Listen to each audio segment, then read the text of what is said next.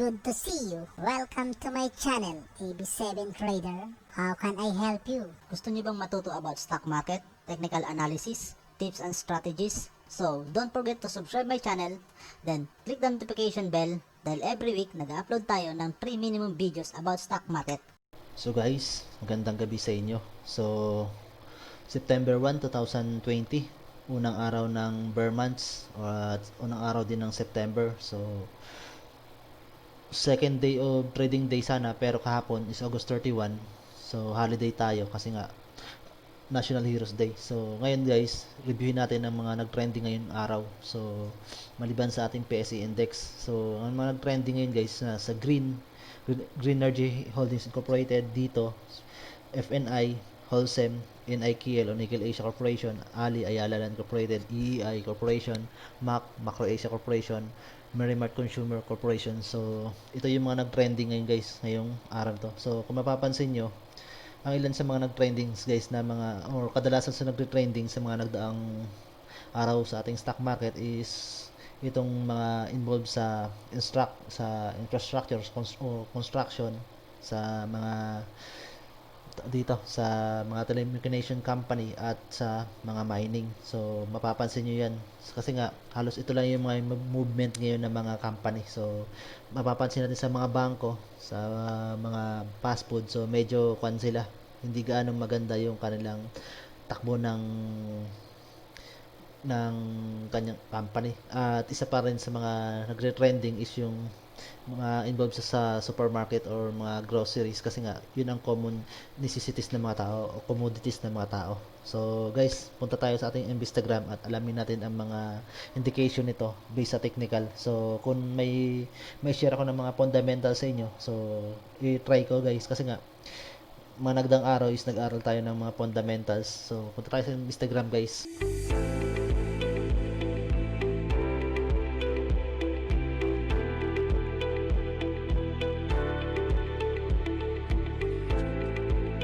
So guys, ito na nga tayo sa ating Instagram. So yung PSE index natin ngayon guys is down siya ng 84.94 or points or equivalent 1.44%. So first day of done trading natin. So negative na naman tayo at almost 2 weeks na sunod-sunod na pag-down ng ating PSE. So simula siya nag-down noong August 19. So almost 2 weeks na nga. So ilang days na siya. So halos 8 days na siya guys na naipagbaba sa ating stock market sa ating PS index. So isang hindi magandang indication dyan guys na bumababa ang ating isang indication na bumababa ang mga value ng stock or bumabagsak.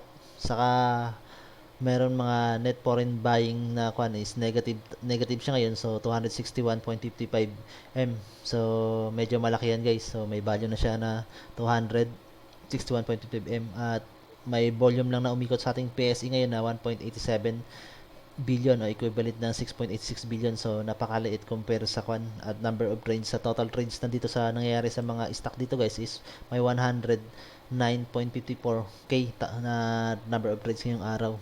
So trinay niya naman na iangat guys pero suddenly medyo bumaba lang at hanggang sa last minute ng ating stock market. So simulan natin guys ating pagre-review dito sa ating PSE sa ilan sa mga nag-trending na stock. So unahin natin guys itong si Ali. So lagi naman tong si Ali na napapansin sa atin na trending kasi nga sa number of trades niya saka number of volume na naging trade. So kung mapapansin nyo na sa 6.24k yung number of trades ngayon.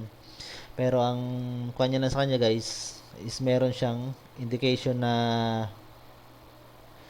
kung mapapansin nyo, so nung mga naang araw, so nung nag-review tayo, sinabi ko nga na baka i-try niya na i-break yung RSI 30 bago siya magkaroon ng reversal. So actually, isa rin ito sa mga stock na aking binabantayan kasi nga yun lang possible na nakikita kong stock na pwede ko siyang pagtuunan ng pansin or may possible na mag-take ako ng profit in the future kasi nga yung RSI niya is nasa going down nung na 30 at yung mga kanya price niya is bumababa. So may indication dito. So ang ginawa ko is wini-wait ko na lang siya. Pero maraming mga volume ang pumapasok sa kanya. So maraming nagbabay sa kanya. So at marami rin nakaposisyon na. So ang possible diyan gagawin ko sa siguro by this before the end of the week. So mag-position na tayo dito kay Ali kasi nga below na siya sa RSI sa 30. So may good indication na tayo na pwede na tayo makapag-take profit dito.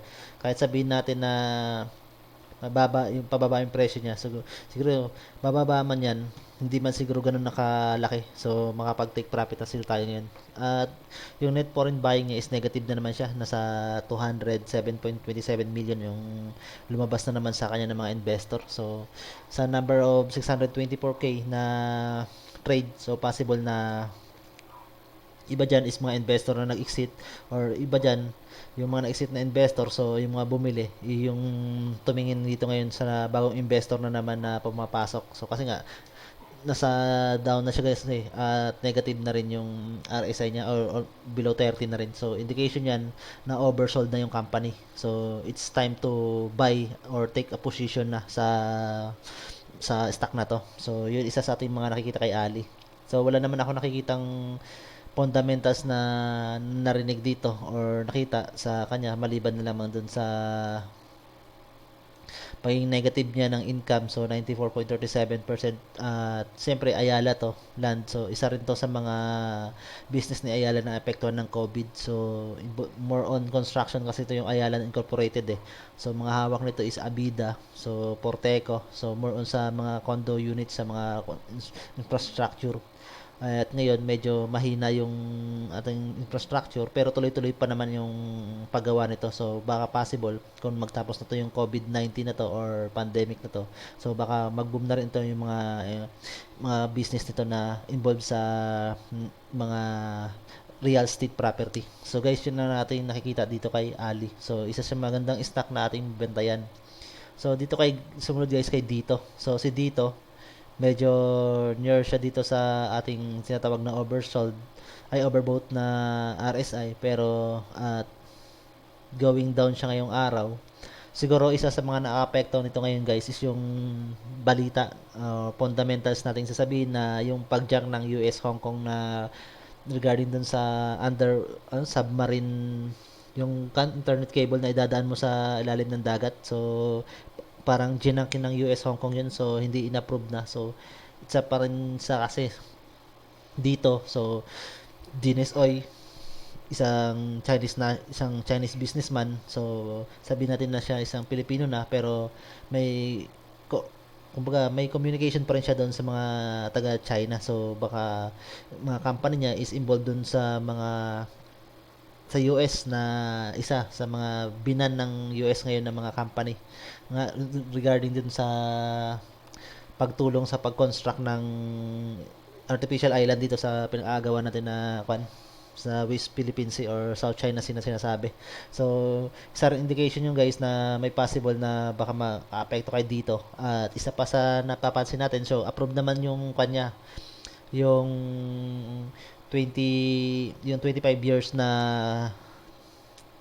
tawag dito franchise niya dito sa Pilipinas bilang third telco. So possible na maging operational na siya. So napapansin nyo nga yan kung makikita nyo sa pagpapasok ko tuwing umaga sa trabaho, nakikita ko may mga naglalatag na mga kable na for telecommunication. So tinatanong ko sila kung anong company sila. So yun nga sinasabi sa panganibang third telco nga. Isang indication kasi niyan guys na mag-operation ka, so marami expenses na papasok dyan. So makailangan ka ng maraming tao to operate at manage sa mga tower, sa mga services na i-offer mo. So possible nyan guys na mangangailangan siya ng investor. So mapapansin natin dito baka mga sumunod na araw or buwan, so baka mapapansin natin na yung technical niya dito is mapapansin natin na magkakaroon ng downtrend to guys. So ibig sabihin nun, nangangailangan siya ng investor at yung price na syempre medyo siguro hindi naman siguro bababa ng ganong kababa, pero may possible pa rin. So mapapansin mo dito sa kanyang Bollinger Band, so nagre-red candle na siya at nagtatry na siya mag-cross dito sa ating simple moving average at yung RSI niya, so 2 days na siya na going down. So baka possible kung mag-going down pa siya bukas, so yun nga, makikita natin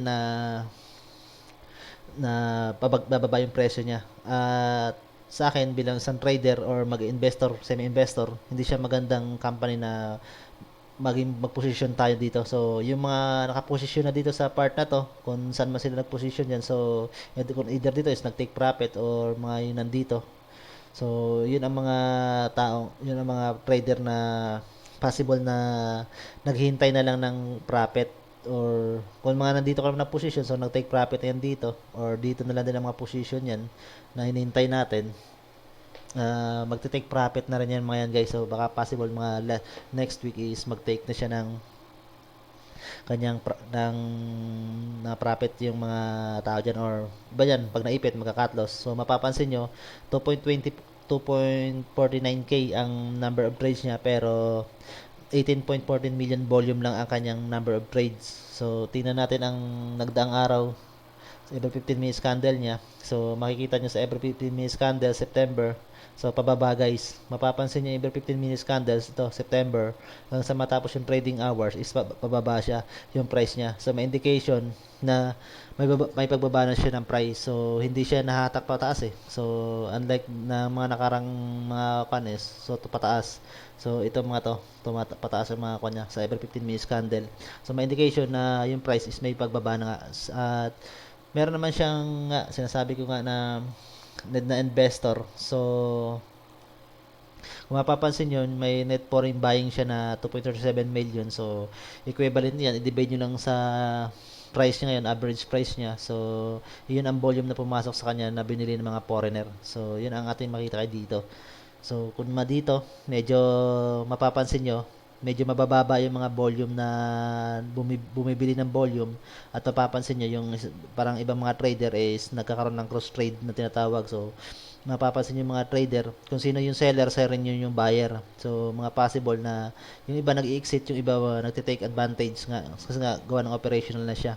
So yun ang aking masasabi dito kay dito. So yung seller na broker, siya rin yung buyer. So possible iba dyan cross trade or inaangat lang yung price, at medyo mabababa yung mga volume na binibili guys. So may 1k, pinamalaki na yung 60k. So dito 10k, 3k, so medyo mabababa yung mga volume. So possible na mga trader nagpo-position or either na nagte-take ng profit.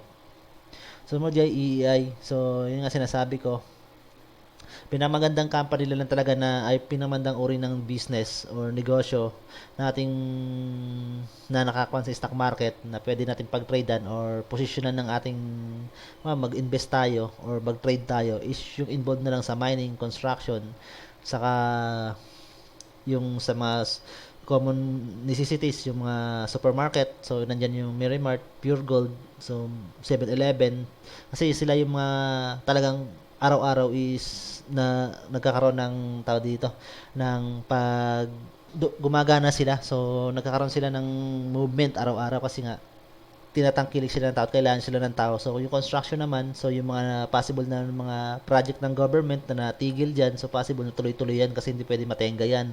Ganon din naman yung mga building, yung mga real properties na pinapagawa ng mga malalaking company sa atin tulad ng SM, ng Robinson, so FDMCI. So tuloy-tuloy yan guys kasi hindi pwedeng matigil kasi magsasayang sila ng pera. So mapapansin nyo kung tumingin kayo ng mga news ng nakarang mga araw or nakarang linggo, so mapapansin nyo nagtitake sila ng bond. So nag-offer sila ng bond, ibig sabihin magkukuha sila ng loan to sustain that mga project. So si SM naman, Ayala, so may mga supermarket naman yan, pero hindi lang naman sila nag-iikot yung kanilang mga negosyo.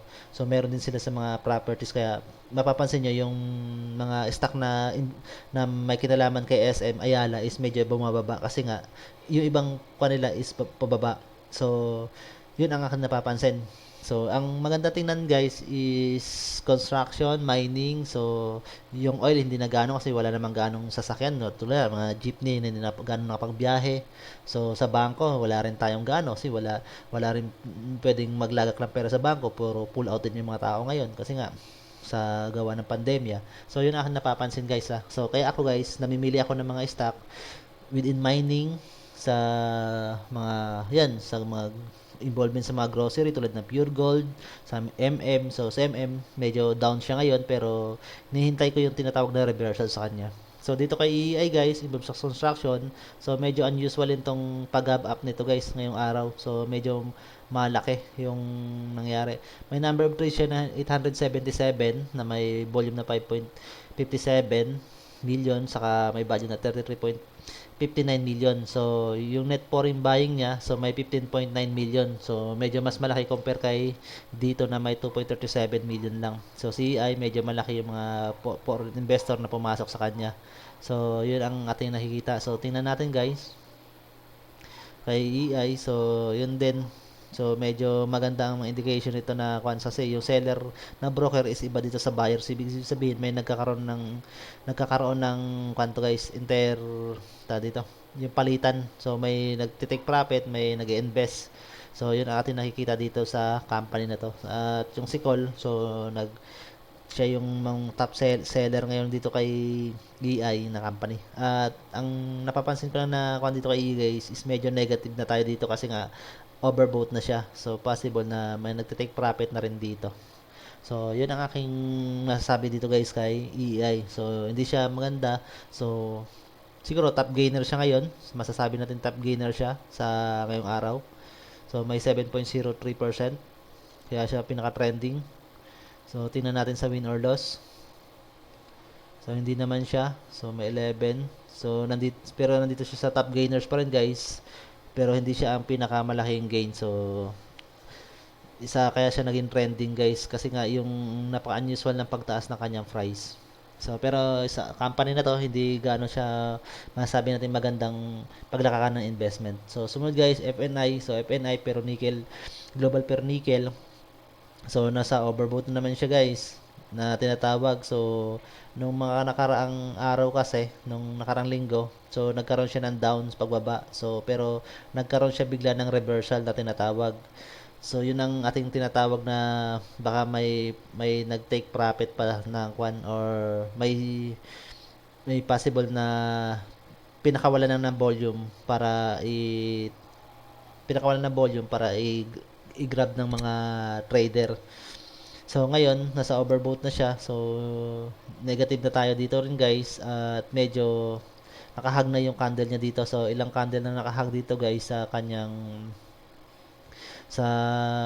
tinatawag na upper band at medyo mababa ang net foreign buying niya ngayon nasa 89.47k lang. So 1.2k yung number of trades, 32.51 million, value is 43.46 million. So possible mas marami nag-sell diyan compare sa mas maraming trader ang nag-sell compare sa compare sa nag-buy kasi nga nasa siya guys mapapansin nyo. So ilang araw na siya sunod-sunod na nagkaroon ng selling na mas malaki yung selling kaysa or selling ng mga investor, nagsisell na investor compare sa nagbabay. So yun ang ating napapansin guys, nagte-take profit at sa overbought scenario na siya. So baka either next week or before end of this week is may karoon to ng pagbaba ng kanyang price. So yan natin masasabi kay FNI. Sumunod guys si Green.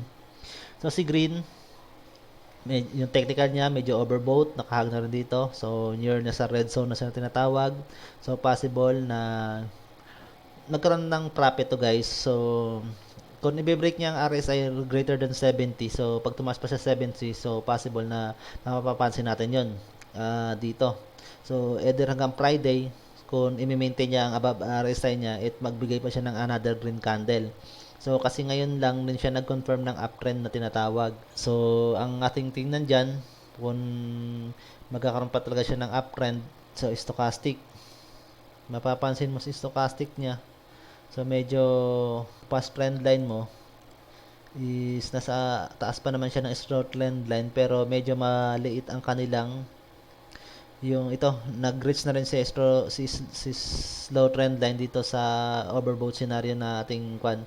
So may indication na baka itong passing trend line mo is bumaba So magkaroon to ng reversal na yung price. So pero tingnan pa rin natin kung anong candle. So baka nga sinasabi ko na baka i-break pa niya rin itong tulad dito guys.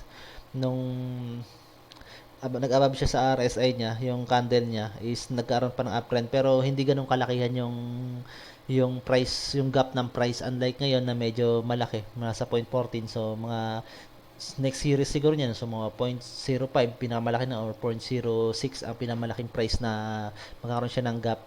So yun ang ating napapansin dito kay green. At magandang indication din kasi to si green kasi nga puro kwanto sa solar panel o hindi ako nagkakamali involved to sa mga power supply na company. So green energy. So mga kung hindi ako no, so sa solar panel or either sa yung gumagawa ng mga sa naggagawa ng mga structure na mag-produce ng kuryente pa sa pamagitan ng nature. So yun ang aking kay green. So yun ang ating mapapansin guys. So, sumunod guys si Holcim. So, si Green guys is overbought na yan. So, hindi siya maganda. Hindi tayo makapag-take profit yan kung ako yung tatanungin. So, si Holcim, nag-boom din siya ngayon. So, uptrend. So, medyo malapit rin siya sa tinatawag na red zone. Pero, kung i-break niya is makapag-take ka pa naman dyan ng profit kung ating isipin. So, yung sinasabi ko na yung construction, sinasamantala na nila ngayon para mabuhusan nila yung or magawan nila hindi mabuhusan. So kasi nga 5 buwan or 3 months na natigil or almost 4 months na natigil yung construction. So malaking delay yun para ma-meet mo yung project.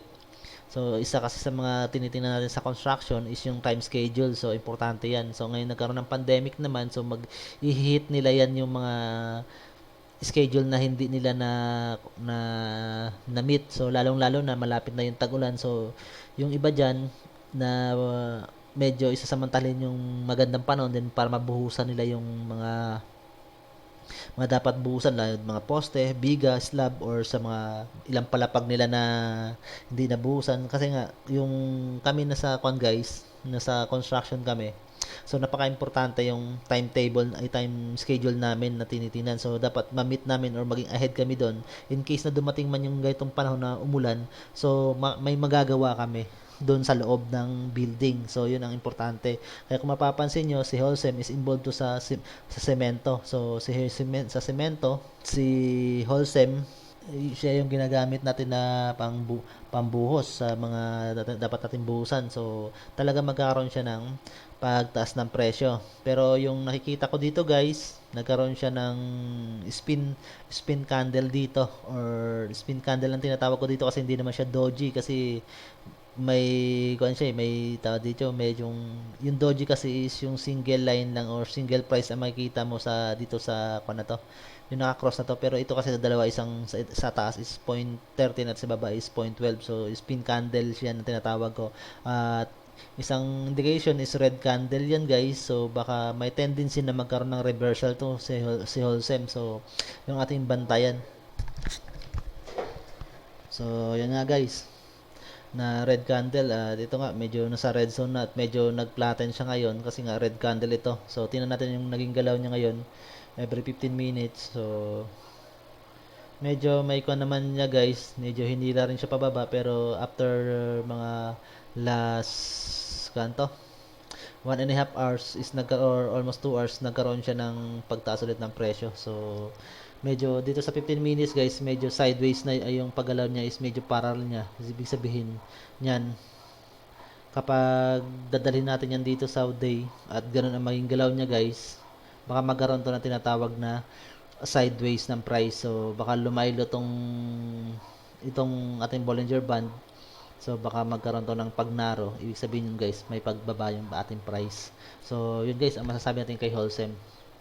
So medyo nasa red zone siya kasi nga naging trending siya ngayon. Siguro masasabi natin na 1.58k yung number of traders. So may 5.57 na ay may 5.4 million na volume. So equivalent na 32.81 million. Pero yung net foreign buying mo is negative. So maraming lumabas na dyan ng mga investor. So nag-take na ng profit yun guys.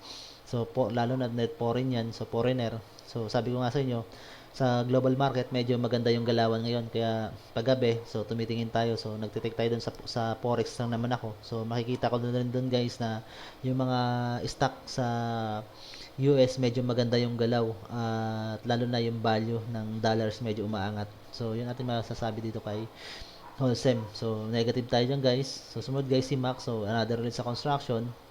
So ngayon guys, na yung trending, so number of trades may 86, so 3.97 million ang volume, so may value ng 8.49 million, pero yung net foreign buying mo is negative ulit ng 326.88k, so medyo maliit lang, pero medyo pa na rin yan, almost 33%, 0.33 m na rin yan. At ang isang indication, so nagnaro na yung Bollinger Band mo, at yung RSI mo is nag-cross na dito sa 50 below, so indication na may pagbaba yung presyo. So at itong price candle mo, so nag-try na mag-cross dito sa simple moving average dito kay Bollinger Band, so possible na may pagbaba na to yung price guys, si Mac. So yun natin masasabi. So isa pa si MM, so nasa below na rin yung price mo ng itong tinatawag na nasa below na rin itong price na tinatawag ng Bollinger Band sa simple moving average. So galaw niya every 15 minutes, so pa down, so ibig sabihin may pagbaba ng presyo ang nangyayari, at yung RSI mo so going 50. So sa day, pag day ating pinabasihan is going 50,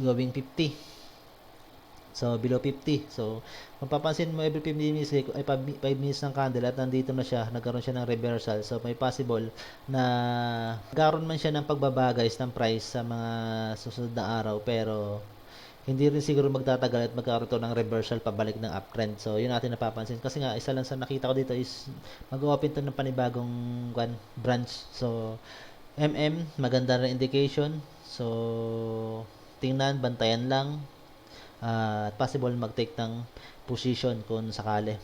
So yun ang aking masasabi dito kay MM guys. So pag below ang RSI mo sa 50, going below, at pag nagtuloy-tuloy, ibig sabihin may pagbaba ng presyo. So tingin tayo ng sunod na candle, kapag another red candle ibigay dito, so possible RSI mo bababa, so possible may bababa pa rin tong price mo. At pag lalo pang nag red candle to at bumuka to, kaya nag-widening tong ating Bollinger Band, so possible na may downtrend na mangyayari ang price. So yun natin masabi. Sumunod guys si nickel.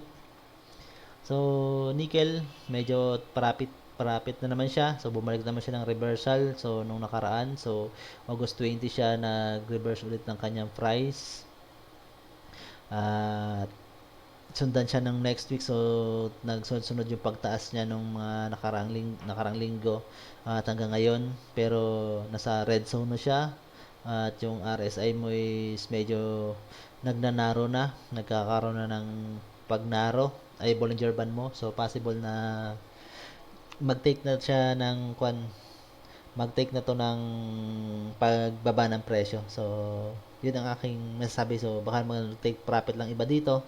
So may net foreign buying na siya. So nagna-negative na 1.97 million yung net foreign buying mo. So may lumalabas. Number of trades 1.61k. So volume 17.22 million. May 57.59 M. So maximum capacity market capacity is 45.8 billion. So yun ang aking masasabi guys dito kay nickel. So tingnan natin guys ang bid ngayong araw. So maganda naman, may mga seller naman, so may nagsisell sa First Metro, nagsisell at medyo yung nagte-take ng mga volume is iba-ibang mga broker naman. So baka may nagpo-position or nagte-take na ng profit, at iba naman is nagbabay. So hindi natin alam kung ano ang indication nito ng mga sa buying nito, kung yung kanba nagba-buyback na ba, or nagkakaroon pa ng iba gusto pang sumabit ng pagtaas. So baka may makapag-take pa nga ng profit, so baka tumagal pa yung RSI above 70. So yun ating tingnan guys sa mga sunod na araw.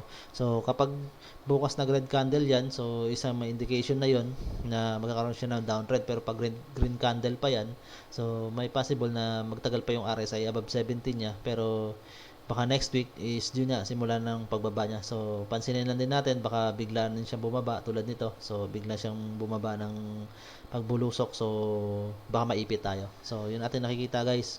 Ang maganda lang natin bantayan itong si Ali, so MM, saka yung si Green ba yun? Si Green ang isa sa mga overboat. So MM, so Ali, so dalawa lang ang ating possible na bantayan. So ngayon waiting lang din tayo ulit, so na baka mga pagposisyon. So sana magkaroon ng reversal ang itong ating PSE. So guys, maraming salamat. Sana nasa sa inyo kung ninapulot kayo or sundan nyo lang ang ginawa ko na pagre-review based on technical. So nasa sa inyo kung anong mga stock dito. So marami namang stock ang pwede nyo pagpilian dyan na mga company. So nasa sa inyo lang yan.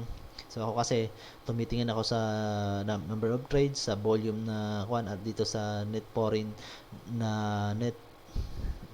buying na to na nangyayari. So pag nag-positive yan, ibig sabihin mga nagte-take profit yan ng mga or positive na may pumapasok na investor. So pag nag-negative, ibig sabihin lumalabas sila. So yun guys ang ating masasabi dito sa ating technical review.